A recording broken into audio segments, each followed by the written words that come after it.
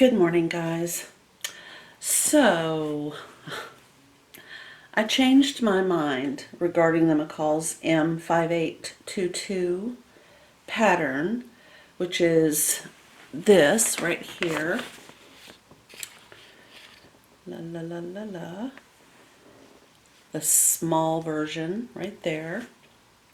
My original plan was to use these reds right here. I was set on using reds. I bought this specifically for that right there. I don't think my decision was influenced by the colors used on the bag.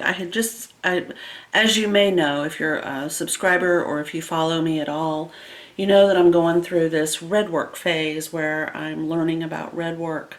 I always loved it growing up, and I just kind of have fallen into a morning pattern of learning a little bit more about red work and trying to replicate some of those elements. So it just happens that this size of this particular pattern is the one that I want to make. I wanted to do kind of a lunch bag type bag, and these are too large. I've made this one 3 times, but I've yet to make one of these for me. So this is the size I'm making for me as a lunch bag. And as I just said, I was kind of set on using red. Well, yesterday I located, kind of by accident, some pink roses fabric in my stash. And I don't know where it came from. I kind of vaguely remember having it. As you also may know, if you are a subscriber or follow me at all, that I also have kind of a raspberry, cream, and gold plaid that I purchased to do something. I was going to use it with my red work for my tablecloth, or not tablecloth, I take that back, table runner that I've done the red work for. It's the apple butter sweet tea and biscuits panels that I designed, I drew out, I embroidered. They're not available out there in the world unless you can kind of copy what I did. I don't even know if I could do it because I drew directly onto the fabric. You're welcome to try to replicate. I don't have any problem with that at all. But I don't know that they're of that caliber. They're just for me. It's my handwriting. It's my design, but you're welcome to use it if you can kind of figure it out. It's one of those one-of-a-kind kind of things, I guess is what I'm trying to say. But anyway, so if you know me at all, you know that if you show me a plaid and a rose together, a rose print fabric and a plaid together, I'm gone. I mean, I love it. So, you know what happened. Basically, I completely changed my mind, and I have now decided that I need to fussy cut the front and the back. So this pattern has a separate front pattern piece. So this is the front, and then this is also the back. The difference being that you don't put the pocket on the back. But I'm kind of thinking that a lunch bag should have pockets.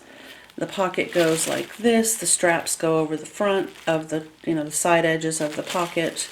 It's very simple to do, and I'm just thinking that I would like to have one on each front and back.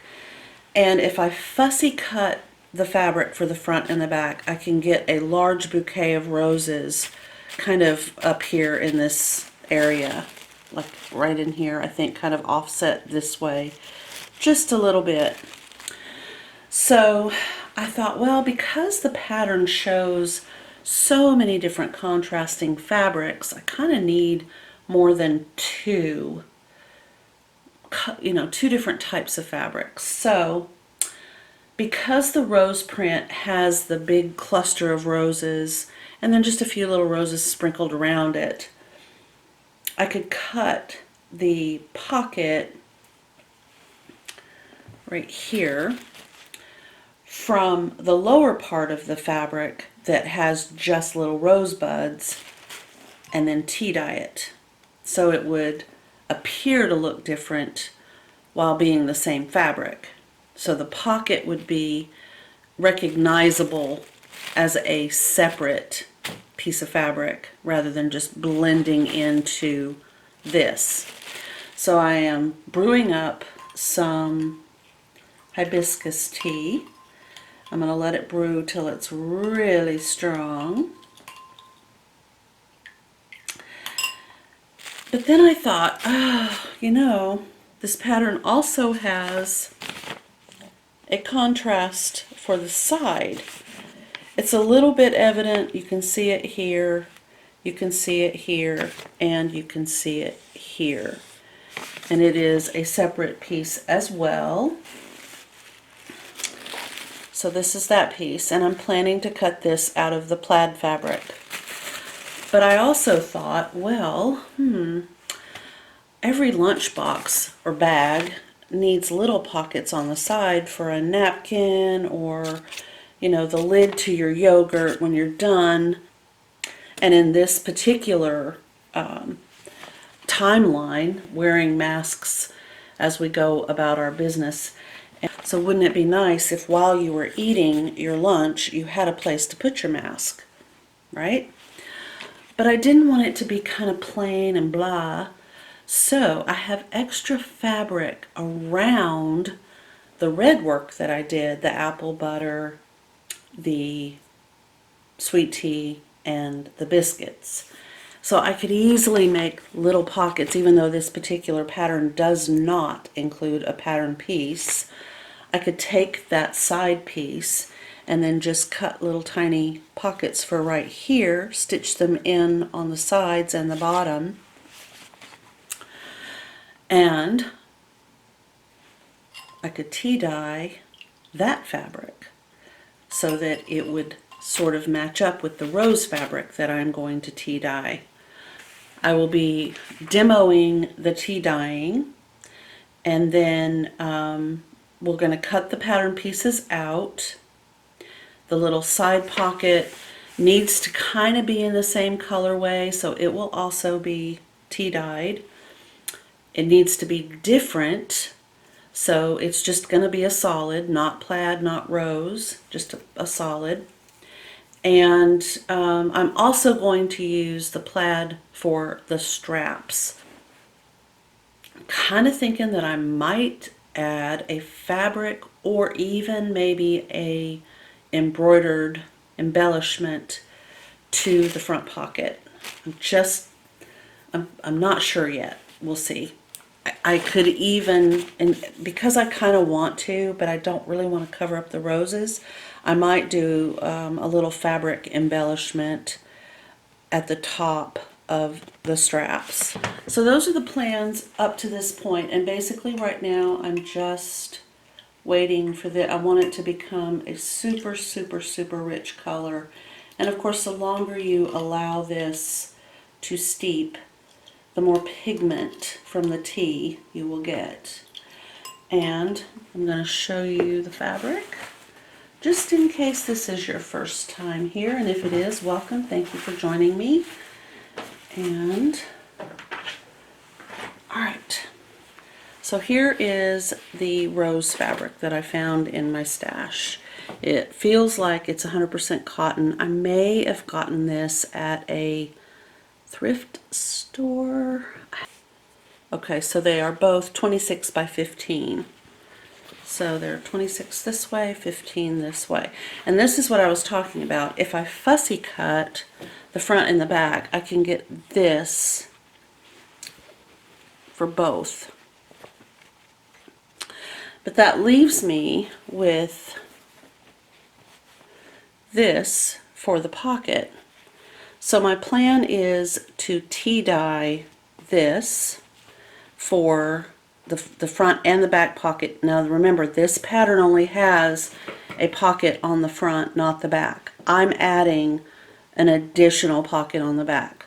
I can't imagine a lunch bag without pockets everywhere. So that's my plan. There is an interior pocket designed into this pattern. So there will be the interior pocket and then this and then the additional pocket on the back plus little side pockets for a fork or a spoon or a spork or a napkin or your, you know, your things that you need to throw away or your mask. It will not be a mesh pocket, so, and it won't be wide enough for a water bottle. Now I can tell you the dimensions of the bag. The small bag in this pattern measures 12 inches by 8.5 inches. So it is quite small, but it's, I think, a good size for a lunch bag. The medium bag, the measurements for that one were what, 11? No, 10.5 by 14 by 10.5. And I was surprised at how roomy they are. You know, you make it and it's just, it's quite nice, really, actually. So I think for a lunch bag this would be great. And also, as a reminder, I know I've said it 1,000 times, but I'm going to be using Shield on the inside. Shield is a PUL.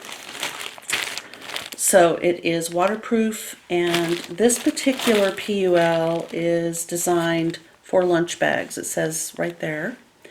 So if you want to add a PUL, this will be the first time I've worked with one. It doesn't feel like it's going to be an issue. I am going to cut a small piece and run it through my machine to see how it reacts. That's my plan.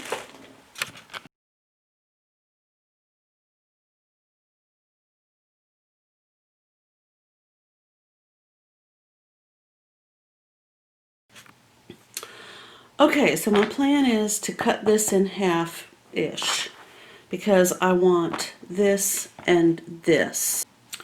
It's just beautiful. I love it. All right, and I'm using my pocket to kind of help me figure out exactly how high that design needs to be under my pattern piece. So I can see for this I need to pull it down just a little bit more. And then put the pocket piece. Okay, perfect. I'm going to use pattern weights.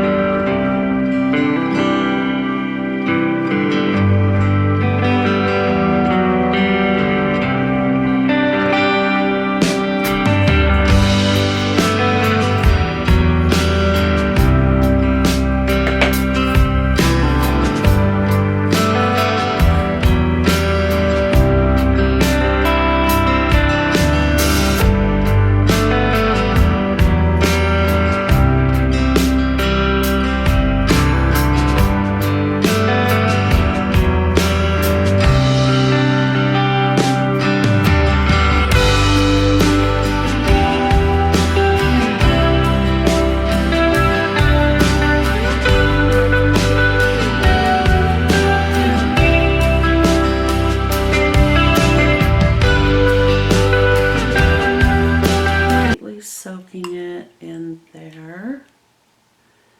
I'm going to let this sit for a while. I have a pumpkin pie recipe that I'm going to try. So while these fabrics are soaking, I will be baking a pie. Now this piece right here is on the Biscuits red work. And as you can see, it's huge. I don't need all this fabric. So I'm going to cut just a piece off to also go into the tea dye. And that will become the two small pockets on the edge of the bag. So this is just plain sort of a creamy colored muslin.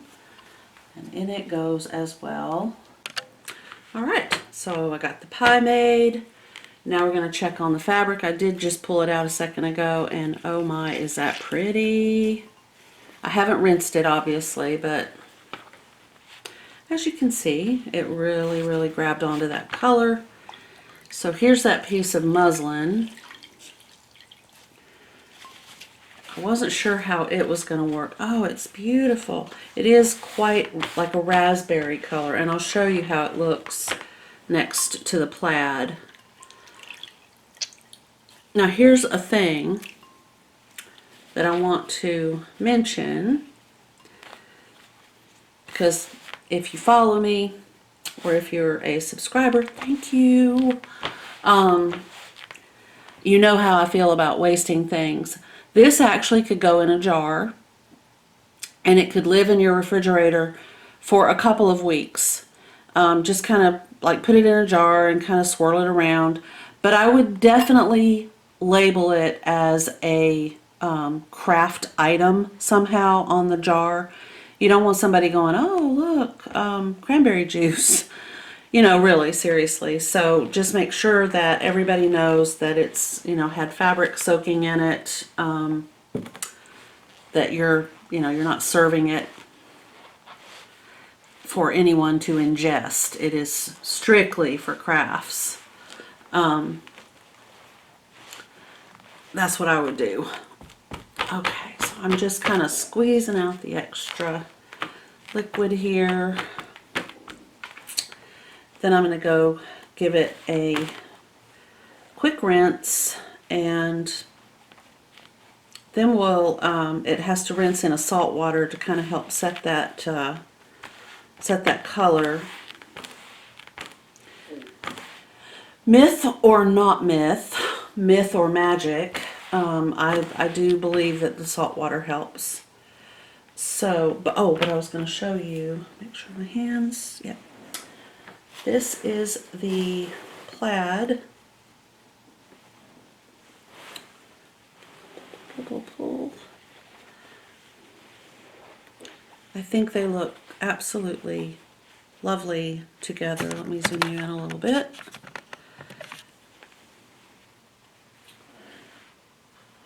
What did I do with my other over there? This is the original rose fabric.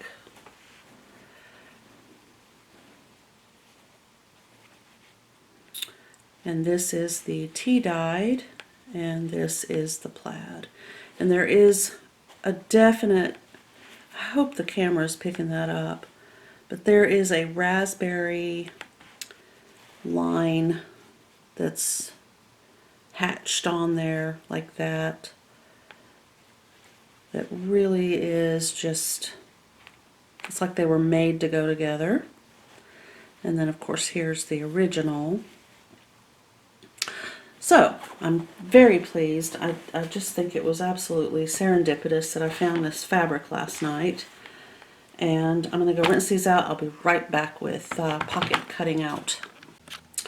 Okay, so we are rinsed and then rinsed a little bit more, and then dried and then pressed.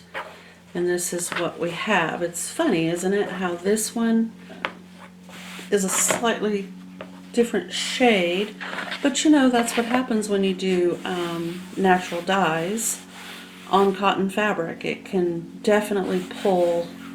There's a little bit darker along the bottom edge of this one, and then there's this little area right here. I am fine with that.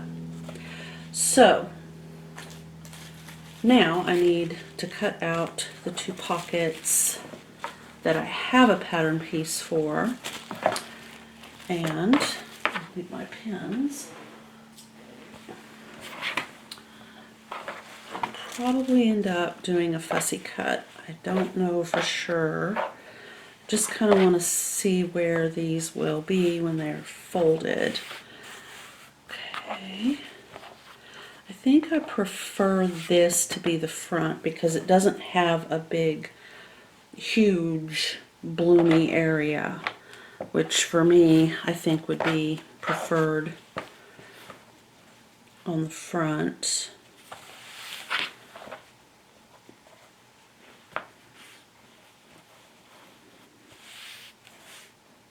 Okay, so probably be like this. yeah, that's kind of the look I'm going for right there. I haven't cut this out yet. That's one of the front that's either the front or the back, and this is either the front or the back right here as well. So let's see about the darker pocket. Oh, I just love this color. It turned out so pretty. And that one, yeah, so there's a larger, darker bloom on the back. I think I'll let that be on the inside because I've got the large bloom on the front and on the back, or whichever one is the front, whichever one is the back. This is the side of the bag. So I need to know how wide I can make the little side pockets that I'm making. Okay. They will fit right into the side, and then I will attach these to the outside of this. I'm not going to put them on the inside. And then across the bottom, I'll just do a hem. The wheels are turning.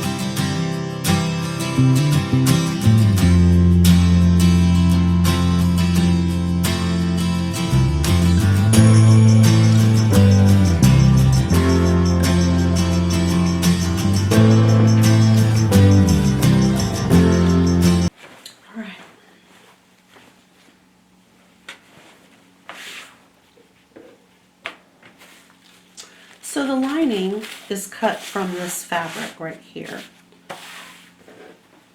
And because I don't want it to be crooked or off, I'm going to cut them both separately, which is what you would do even if you were creating a garment out of plaid fabric. You would want to make sure that everything was straight, that the lines were going to match. And it is a little bit more important with garment construction, with plaids and stripes, than it is with the lining of a bag.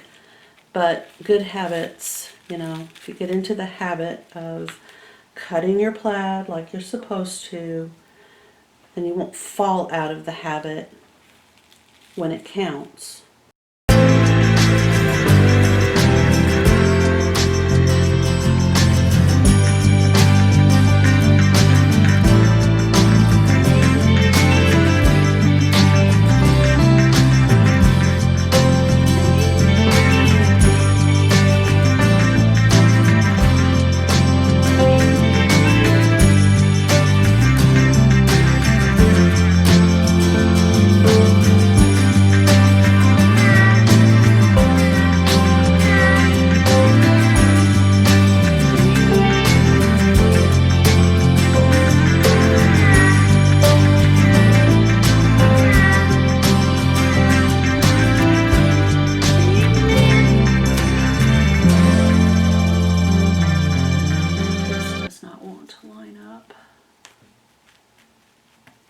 See how bad. Okay, well, that's better than it was. This right here is still off. Maybe if I push it just a wee bit.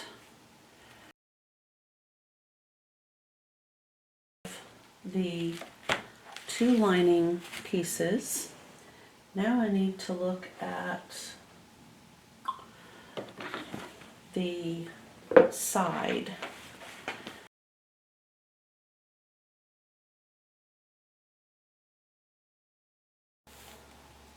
Okay, so I'm going to cut along this solid gold line right here.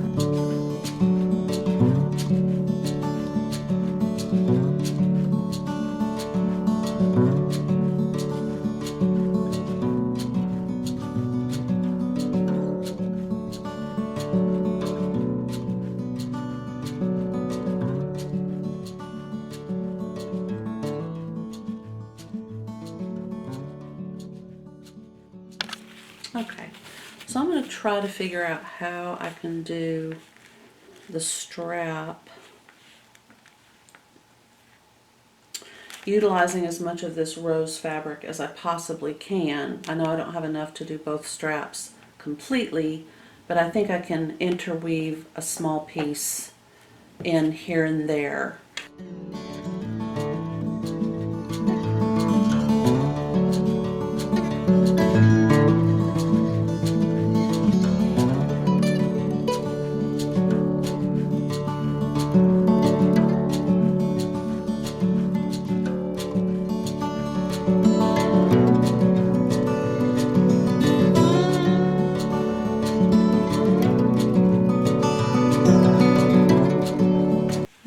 Squared up. I don't think this end down here was perfectly, this one down here, I think it was off.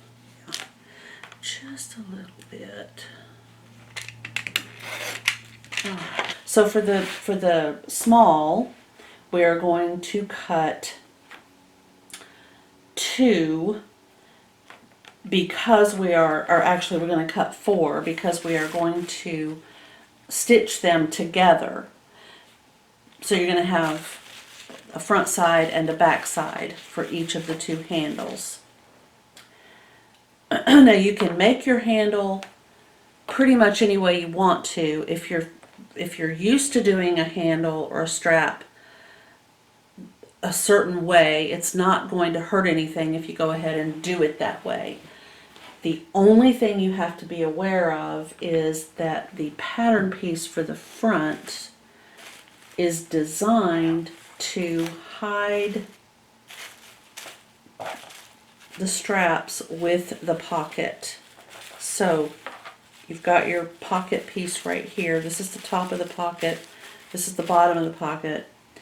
This is the, we'll say, the front of the bag. Okay. Your strap will be like so. And actually I'm going to use plaid for these 2 pieces, and then the rose will be for the upper part. But your pocket piece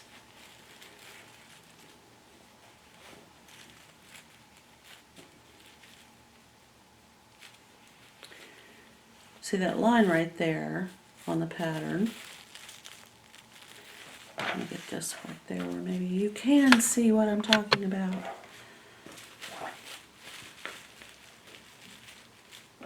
So you're going to have all the raw edges across the bottom like so, and then your strap is going to cover up right along that edge. So you need to make sure whatever strap you choose to use, it is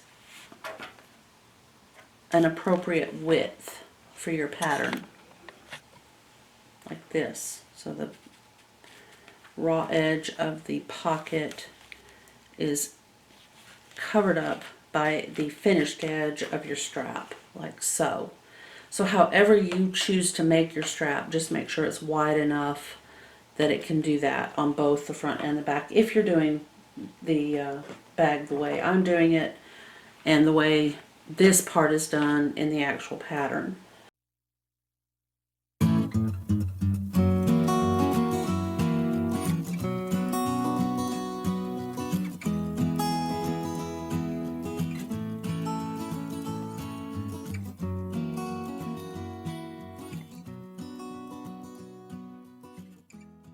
Okay, there's that. And then I have this piece number 7. That's the side pocket. So, and I'm going to have to re-go through the zippers because I chose a red and I don't think that's really what's going to work well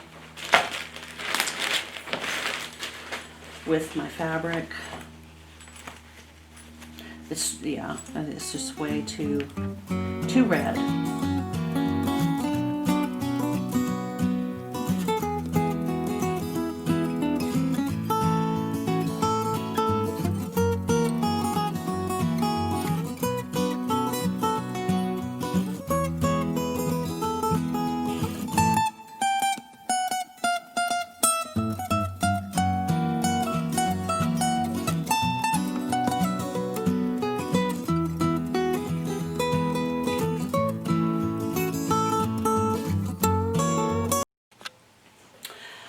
Okay guys, so I looked into it. We had talked about whether or not it is a good idea to use your fabric scissors to cut PUL fabric. PUL fabric is polyurethane laminate, and it is on top of basically a knit fabric. Some are thicker than others. The one I have is rather thin. I think that's probably on purpose for lunch bags, just easier to manage and manipulate. I don't really need it as a waterproof item for, say, outdoor furniture on a big thick cushion. They actually do use this weight for baby diaper cover projects. The main information that I could find that seemed to be useful and probably very important is to use clips, if you have them, like these.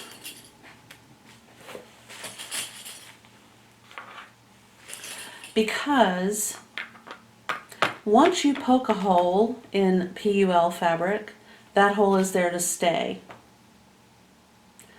So if you use clips like these, clover clips, or whatever brand you happen to have, or even paper clips or binder clips, you'll save this from having holes poked through it. But never fear, if you don't have these and you don't have enough of the other type, you can definitely use pins. Just try to make sure that you're pinning on the outside of your seam allowance. So your stitch line is here, you've pinned it way over here closer to the raw edge. That way they won't be visible and they won't affect your project. It's probably a little bit more work to think about the fact that you need to do that, but if it saves that fabric from having all those holes poked in it, then that's probably a good idea. But the other option is a glue stick. So you could just, do like a little bit of glue on the corners, and then you've got it where it needs to be, set. You can actually press it, just press from the fabric side, not the PUL side. Okay, as far as using scissors goes, the only information that I found was that you probably want to use a rotary cutter and a ruler, because it's very slippery and it's likely to slip out from the scissors as you're cutting. So there is that. But nothing specifically stated, do not use your fabric scissors to cut PUL fabric. I am going to use my paper scissors. I mean, I cut this type of feeling material all the time with my paper scissors, and they do just fine, so I think that's what I'm going to do. I think I can manage even though it's slippery. You just would have to go slowly and not too fast. So that was that information. If you don't want the PUL to slip and to slide and to cause problems, then I would use a rotary cutter. Alright, so I have cut out the PUL, and I am now at the stage where I'm going to be cutting out the Warm and Natural. At some point I'm going to have to really get on the handle business. Okay, so these are stitched together to create the top half of the straps. Now, of course, this is something you do not have to do. If you have enough fabric and you want to just make your straps the way the pattern has, you know, outlined for you, then by all means, absolutely yes. You will have a seam if you do it, and it could be, you know, this one will be here and this one will be there, because these are random pieces of fabric that I've just made into straps. So I should have 4. 1, 2, 3, 4. So if that doesn't bother you, if you're not concerned about the fact that there's going to be a seam, then I encourage you to use the fabric that you have rather than purchasing new if you don't need to, and this isn't of concern. It doesn't bother me at all, especially for a lunch bag, and especially for a lunch bag that, in my opinion, is lovely. So that's not going to bother me at all. The next thing I have to do is measure up from here to here to get the remainder for the plaid fabric. So in order to have the proper length, these have to measure from here. Okay, so I am only missing just a little bit, oddly. Oh, wait, that's right. I made these a little bit longer than 22 inches, so that was that's the second step, is I've got to go back and then trim these down to the proper 22. Okay, so here's this at 20, 21, 22, plus my seam allowance, which would, I'll just go ahead and do 23. Okay. Nobody said it wasn't going to be fiddly.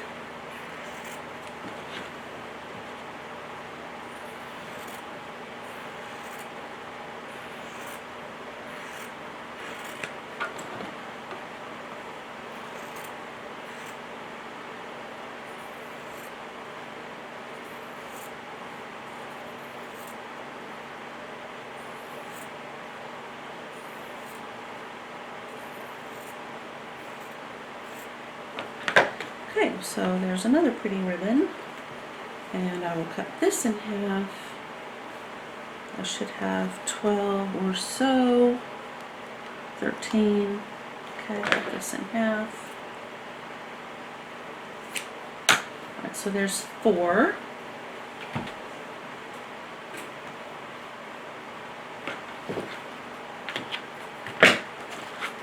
So I need to do this twice more. All of the fabric has been cut. The next thing on the agenda, and as far as the project goes, the last of the cutting, I believe, is the interfacing for the strap. All of this to those straps. But first, before I do that, hold on.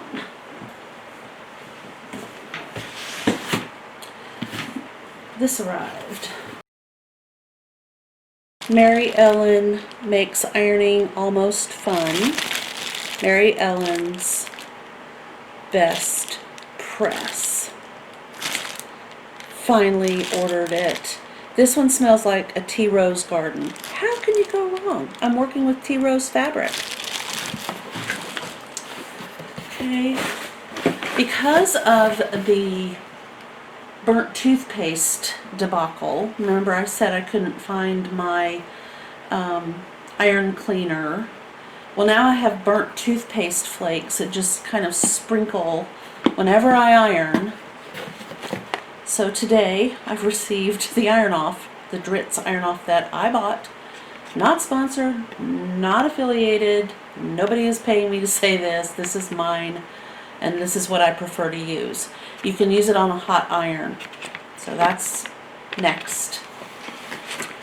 And in the box, oh stuff, because of the burnt toothpaste debacle, I like to say debacle, I have a very severely damaged ironing board cover. I put the new ironing board cover on, and this is the bag that it came in, and I'm just going to use this for when I'm spraying this, which I'm going to be doing quite a bit of.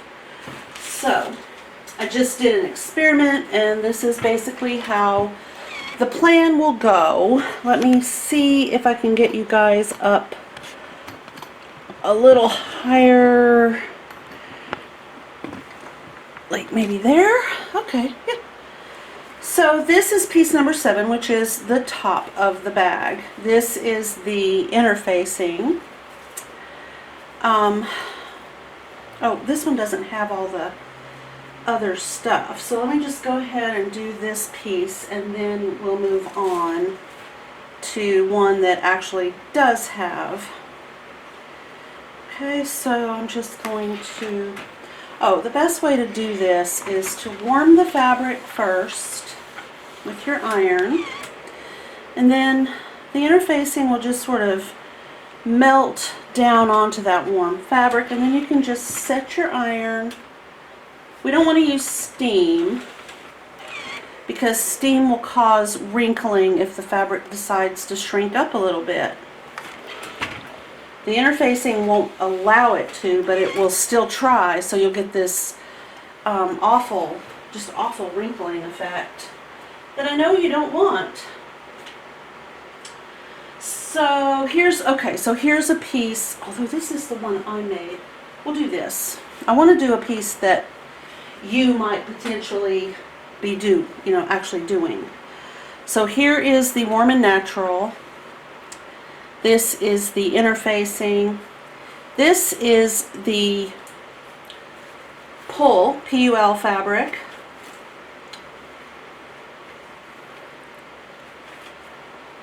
And I need my little pockets, which are floating around here somewhere, probably over here. Oh my goodness gracious me. We have just had a time, I'll tell you what. Okay, so here's what I'm going to do. I have 4 pocket pieces. This is the inside pocket that goes right on the inside of this bag. Nothing I'm doing right now is any different than what the pattern would be telling you to do at this stage. Okay, so then what we're going to do is open up one set and put one piece of interfacing on one set. That's a little bit outside the line. I don't like that, so I'm going to trim it. Sorry if I bumped the camera there. And as I've said, there's no interfacing authority who is going to come and say, no, you can't do it like that, because, oh yes I can. Alright, so now I'm going to press this down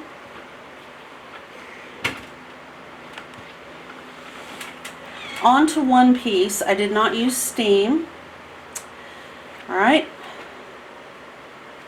now I'm going to take this plastic bag right here. This is this one. Okay. And I'm going to spray adhesive. I happen to be using 505 Spray and Fix Temporary Fabric Adhesive. Non-sponsored, no affiliation. I'm going to spray it to the piece that has the interfacing applied to it, so it won't bleed through. Most of the time it doesn't. A couple of times I've had it show through. So if you get like a splatter where a lot of it comes out of the can, you could have it show through, and it's glue, so it will be there, until it decides to wash out. But if you use the interfacing side, it can't. So I only need a little bit, and I'm going to affix this like that. And of course I'm doing it to the wrong side of the fabric. I'm not applying that 505 or the Warm and Natural to the right side. It's to the wrong side. And I am going to trim out around these places where it's a little bit stretched out. You have no idea what's been going on. Be glad. It's been kind of wacky. So yeah, it's just been crazy. Alright. Then I'm going to take a piece of the pull, and there's that fuzzy side and there's the slick side. I'm going to spray the fuzzy side with 505, just lightly, and I'm going to put it onto the top of the Warm and Natural, just like that. Now, the last time I did it to a different piece, I actually sprayed the Warm and Natural and then put this on the Warm and Natural, and I think that worked a little bit better, so I'm going to try to remember to do it that way as I go along. Okay, and then this piece right here is part of this set, so I'm going to keep these two together, and then I'm going to come over here and I'm going to do the second set. So I need to move my plastic bag, just warm up one of these. I got all of the pattern pieces sorted and ready to go for the construction part of this project. So all my pattern pieces have been refolded the way I like them to be folded, where I can see. If I need to take one back out to get the information off of it, then I can just open up this envelope and they'll fall out and I'll go, okay, there's piece 6, I needed piece 6. So instead of having to unfold and refold and all that whole, I can't stand that. So they go back in the envelope where I know that that's where they are. The only reason that I have kept this one attached is because this piece doesn't have any features that would kind of be a clue to me that that's what it is, but it's the binding that goes around the top of the bag. And so when I get to the point where I'm going to be putting the binding on, then I'll just take this pattern piece off and put it in this envelope. In the meantime, I'm going to let it just kind of ride around like this until I need it and I know that it's safe clipped on that part, because I don't need this for quite some time. So all of this goes back in here where everything is safe and sound, and these are the instructions, and I'm gonna check to see if, alright, I know for sure I need this piece.